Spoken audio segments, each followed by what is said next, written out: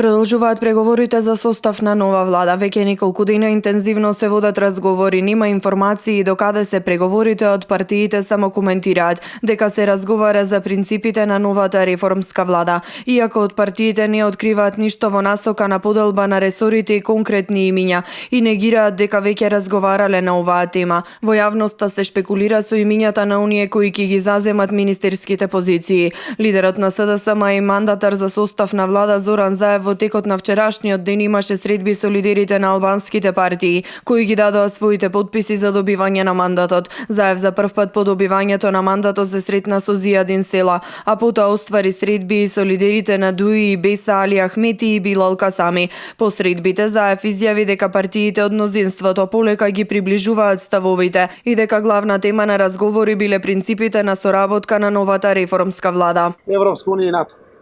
Владење на правото и враќање на правната држава, целосна реализација на Охридскиот рамковен договор, честност, транспарентност и одговорност на власта, консензуалност во одлучувањето, меѓусебно градење на стратегијата на партнерите пред секои важни одлуки, без разлика во парламентот во владата, отчетност и дефинирање на едно општество за сите.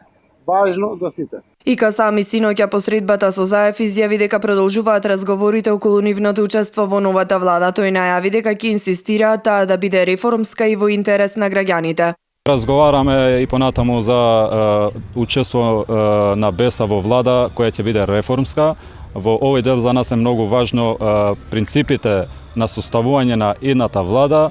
Уште работиме на договарање на тие принципи кои ќе бидат гарант дека едната влада ќе биде реформска и ќе работи во интерес на граѓаните, не како досегашната. Според изнесените ставови и претходните изјави на лидерот и на представници од Беса, оваа партија останува најдалеку од учество во новата влада, иако учество не потврдиле ни другите две албански партии. И од Алијанса за албанците велат дека ќе ги продолжат преговорите. Коментираат дека се разговара за тематски прашања без конкретен став дали воопшто ќе бидат дел од новата влада, но според шпекулациите за нив е планирано едно министерско и едно вице-премиерско место. Во своето прво појавување во јавноста по настаните од 27 април, Села истакна дека без разлика дали ќе бидат физички присутни во новата влада, нивни приоритет ќе остане реализација на потребите и барањата на албанците во Македонија. Села исто така изјави дека ниту тој ниту било кој од неговата партија не потпишал гаранции во врска со откажување од така наречената тиранска платформа.